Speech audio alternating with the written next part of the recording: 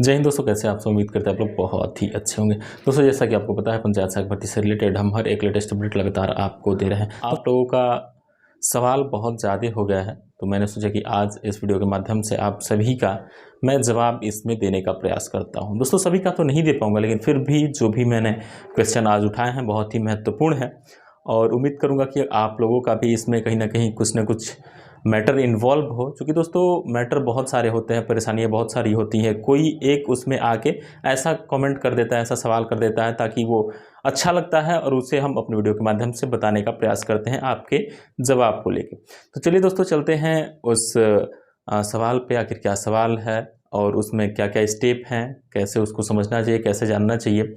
और आपसे निवेदन करेंगे आप इस वीडियो को लास्ट तक देखिए। आपने हमारे चैनल को अभी तक सब्सक्राइब नहीं किया तो जल्द से जल्द सब्सक्राइब कर लीजिए, साथ में बेल आइकन भी दबा लीजिए ताकि आपको हर एक लेटेस्ट अपडेट सबसे पहले मिले और आप सही जानकारी से रूबरू हो सके, सही जानकारी को जान पाएँ और समझ पाएँ। दोस्तों, पहला सवाल आलोक कुमार जी कर रहे हैं। आलोक कुमार जी बोल रहे हैं, एक ही मकान में 4 चूल्हे जल रहे हैं तो क्या मकान नंबर अलग अलग भरना है? बिल्कुल, आप अलग अलग भरेंगे। जैसा कि आपको ट्रेनिंग में बताया गया था, जो भी लखनऊ की ट्रेनिंग हुई थी जूम मीटिंग के द्वारा, उसमें सीधा सीधा बताया गया था कि जितने चूल्हे जल रहे हैं आपको उतना परिवार यानी कि उतना मकान नंबर लिखना है। ये आप लोग सुनिश्चित कर लीजिए और ये बहुत ही ज़रूरी है। ऐसा नहीं है कि अगर एक परिवार में 4 चूल्हे जल रहे हैं तो आप केवल एक मकान नंबर लिखते हैं, आप 4 मकान नंबर उसमें देंगे। इस चीज़ को आप समझ लीजिएगा दोस्तों, क्योंकि ये बहुत ही महत्वपूर्ण है। विशाल पांडे जी बोल रहे हैं कि अगर कोई पूछे कि आप किस चीज़ का सर्वे कर रहे हैं तो हम क्या बताएं।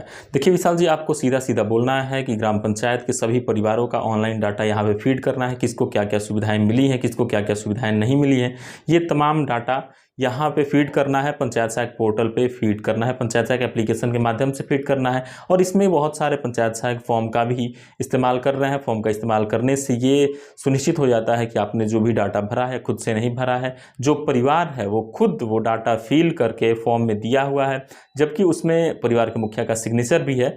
तो आप उस तरीके से भी कर सकते हैं अगर आप इस पे सहमति हो तो, क्योंकि बहुत सारे पंचायत सहायक कर रहे हैं और बहुत ही बेटर तरीका है। क्योंकि एक पेपर भी आप लोगों के पास मौजूद हो जाता है। आप लोग ये थॉट कर सकते हैं, ये बिल्कुल ही क्लेम कर सकते हैं कि मैंने जो भी भरा है, जो परिवार का मुखिया है या जो परिवार के लोग हैं उनके बताने पे ही भरा है, मैंने अपने मन से कुछ नहीं भरा है। ऐसा लिखित प्रमाण आपको एक मिल जाता है फॉर्म के जरिए। एक सवाल है दोस्तों, पहले वाले ने इस्तीफा दे दिया है तो फिर दूसरे वाले का सिलेक्शन यहाँ पे होगा या नहीं होगा? दोस्तों, इस पे कुछ भी आपको क्लियर नहीं बोला जा सकता है। जैसा ऊपर से शासनादेश आएंगे तभी कुछ हो पाएगा। क्योंकि अभी तो माननीय मुख्यमंत्री योगी आदित्यनाथ जी ने इस पे फोकस डाला है, लेकिन अभी कोई ऑफिशियल नोटिफिकेशन नहीं आए हैं कि इस पे कुछ कार्य किया जाए। जहाँ पे इस्तीफा दे दिए हैं या जहाँ पे अभी भी चयन नहीं हुआ है वहाँ पे फिर से चयन कराया जाए, ऐसी कोई भी ऑफिशियल नोटिफिकेशन अभी नहीं आई है। जैसे ऑफिशियल नोटिफिकेशन कोई आएगी मैं अपने चैनल के माध्यम से आप सभी को यहाँ पे बता देने वाला हूँ। इजहार सिद्दीकी जी बोल रहे हैं कि जिस ग्राम पंचायत में अभी भी पंचायत भवन नहीं बना है उस पंचायत सहायकों को क्या होने वाला है? दोस्तों, कुछ नहीं होने वाला है। आप लोगों को निश्चिंत तौर पे अपना कार्य करना है। हाँ, अभी आपके यहाँ अगर पंचायत भवन नहीं है तो आप बाध्य नहीं है कि आपको इतने घंटे पंचायत भवन पे बैठना है। अभी आप फ्री हैं, लेकिन ऐसा नहीं है कि आप ग्राम पंचायत का काम नहीं करेंगे। आप ग्राम पंचायत का कार्य करेंगे, लेकिन बिल्कुल ही जो टाइमिंग है वो आपके लिए बाध्य नहीं होगी, क्योंकि आपको अपने कार्य पंचायत सहायक पोर्टल पे करने हैं। जो भी वृद्धा पेंशन का कार्य दिया गया है वो करना है, जो भी विकलांग पेंशन का कार्य दिया गया है कि आप UDID कार्ड बना के दीजिए, ये तमाम चीज़ें आपको करनी है। लेकिन ऐसा कहीं भी नहीं है कि अगर पंचायत भवन नहीं है तो फिर आपको हटाया जाए या फिर आपको कार्य नहीं करना। इस बात को आपको लोग समझिए। और पंचायत भवन नहीं भी है अगर आपके यहाँ तो आप लोग लगातार कार्य करते रहिए, तभी आगे चल के आप लोगों के लिए बहुत ही बेहतर देखने को मिल सकता है। एक साथी बोल रहे हैं कि अभी भी पंचायत सहायक पोर्टल की ID पासवर्ड हमें नहीं मिला है। दोस्त, अभी तक आप कहाँ सोए हुए थे? अगर आपको अभी तक ID पासवर्ड नहीं मिला है तो आप तुरंत हमारे डिस्क्रिप्शन में टेलीग्राम का लिंक मिल जाएगा, आप उससे जुड़िए और फिर वहाँ पे ID पासवर्ड का पूरा फॉर्मेट मांगिए। पूरे प्रदेश का ID पासवर्ड हम वहाँ पे दे देंगे, आप उसमें से चूज कर लीजिएगा आपका कौन सा ID पासवर्ड है और कौन सा नहीं है। यहाँ पे दोस्तों जो ट्रेनिंग बता रही है उसमें एक साथी ने कमेंट्स किया था कि हमारा आने जाने का खर्चा 1600 लगा है, लेकिन आया है केवल 480 रुपये। ये बहुत ही नाइंसाफ़ी है, ऐसा नहीं होना चाहिए था। 1600 लगा है तो फिर 1500-1600 तो आना ही चाहिए था, लेकिन यहाँ पे सीधा उसका 3 गुना लगा है और उसका 1/3 भी नहीं आया है यहाँ पे पेमेंट। तो कहीं ना कहीं पंचायत सहायकों के साथ बहुत बड़ी नाइंसाफ़ी यहाँ पे इस फोकस पे देखने को मिल रही है। सुपर म्यूजिक बोल रहे हैं कि मेरे यहाँ कंप्यूटर ख़राब है और उसको बार बार कहने पे भी रिपेयर नहीं किया जा रहा है। कोई बात नहीं, कंप्यूटर ख़राब है, सिस्टम ख़राब है, तो वहाँ के ग्राम प्रधान की जिम्मेदारी है, वहाँ के जो भी सचिव हैं उनकी जिम्मेदारी है कि उसको बनवाया जाए। अगर फिर भी आपके बार बार कहने से नहीं बनाया जाता है तो आप बिल्कुल ही लिखित में दे दीजिए और उसकी रिसीविंग अपने पास रखिए, ताकि आप पे कोई आगे क्लेम ना आए कि आपका सिस्टम ख़राब था तो आपने किसी को सूचित नहीं किया। ये बात आप समझ लीजिएगा।